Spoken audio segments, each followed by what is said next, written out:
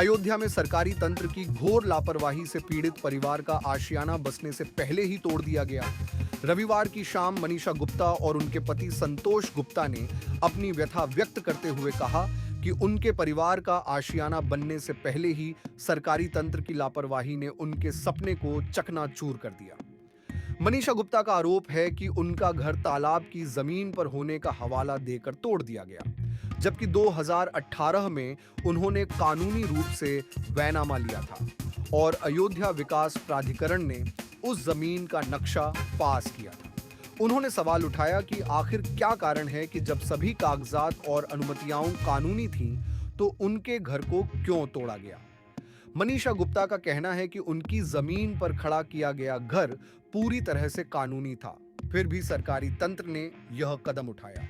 उनका मानना है कि यह सिर्फ सरकारी लापरवाही नहीं, बल्कि भ्रष्ट अधिकारियों और भूमाफियाओं के मिलजुल कर उनके जैसे आम लोगों के सपनों को तोड़ने का परिणाम है। संतोष गुप्ता ने भी कहा कि जब उनके पास सभी वैध दस्तावेज थे और अयोध्या विकास प्राधिकरण द्वारा नक्शा पास किया गया था, तो उनके घर को तोड़ने का कोई औचित्य नहीं था।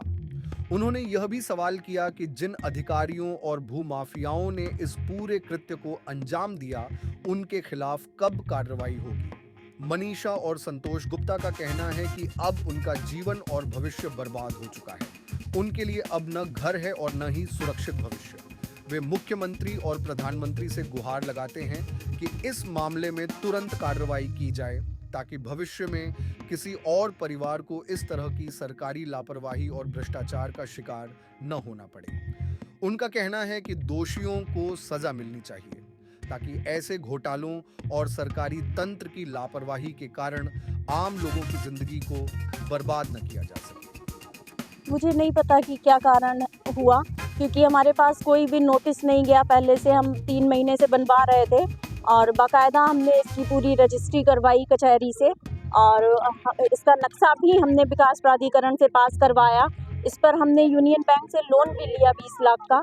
तो मुझे नहीं पता कि हमारी फॉल्ट क्या है, हमारी गलती कहाँ है।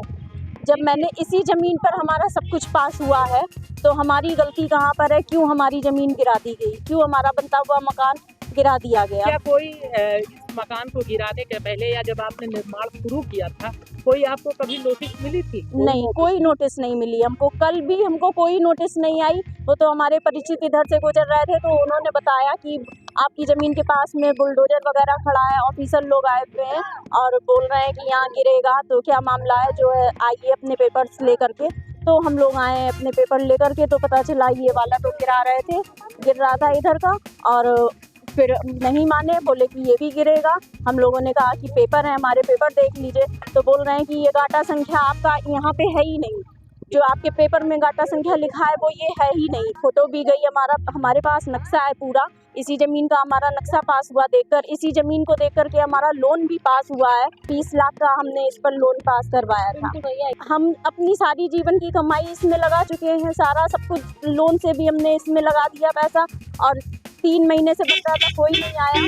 जब हमारी दीवार लेंटर पड़ के तैयार हो गया, और तब आकर कल अचानक से गिरा दिया गया, और कोई हमारी सुनवाई नहीं। यही मांग है कि हम लोग आम नागरिक हैं, हम लोग इतना मेहनत से पैसा कमाया था, और कैसे अपनी जमा पूंजी मेरे हस्बैंड ने कैसे मेहनत से करके कमा के इसमें लगाया था सारा। उसके बाद हमने हिम्मत करके लोन लेने का सोचा कि चलो लोन लेकर के बनवाते हैं, धीरे धीरे भरेंगे और अपना कुछ आशियाना बनवाएंगे, लेकिन कुछ भी नहीं हुआ। अब हमारा यही योगी जी से, मोदी जी से हमारी यही गुजारिश है कि इसमें जो भी इल्लीगल वर्क हुआ है, जो भी हमारा, जिसने भी नक्शा पास करा, हमारा जितने भी ऑफिसर्स थे जिन्होंने इस काम में हाथ है जिनका, तो उनके सबके खिलाफ कार्रवाई हो, सब जांच हो। अगर पैसा हमको वापस दिया जाए, जितना भी बनवाई लिखवाई जितना भी था हमारा सब पैसा वापस दिया जाए। जहाँ हमारी जमीन है या डाटा संख्या वो हमको दिलाया जाए। जो भूमाफिया लोग हैं उनके पर कार्रवाई की जाए, ये सब पूरी प्रक्रिया की जाए कि भाई आम जनता छोड़े, थोड़ा पैसा इकट्ठा करके कैसे अपना घर दुआर। वसूली हमारी सब उन अधिकारियों से होनी चाहिए जिन्होंने हमारे इस जमीन के डॉक्यूमेंट्स पास किए, हमारा नक्शा पास किया विकास प्राधिकरण से, जो भी अधिकारी इसमें शामिल थे, जो हमारी प्रोसेस थी, उन सब से हमें मुआवजा मिलना चाहिए, उन सब के ऊपर कार्रवाई होनी चाहिए। जिस भूमाफिया ने हमको ये ज़मीन बेची, जिससे हमने ज़मीन खरीदी है, अगर उन्होंने हमें गलत बताकर ज़मीन दी है या गलत ज़मीन बेची है तो उनके खिलाफ कार्रवाई होनी चाहिए। खाली ये हमारा नहीं, कम से कम ये मान के चलिए पूरा ये सभी लोग हैं। एसडीएम बोल रहे हैं 14 बीघा, कल बोले कि 14 बीघा है, आज बोले कि 8 बीघा ज़मीन है। तो 8 बीघा है तो क्या खाली हमारा ही तालाब था? हमारी ज़मीन पर तालाब था। यही कहना चाहेंगे कि किसी को ऐसे ना उजाड़ें।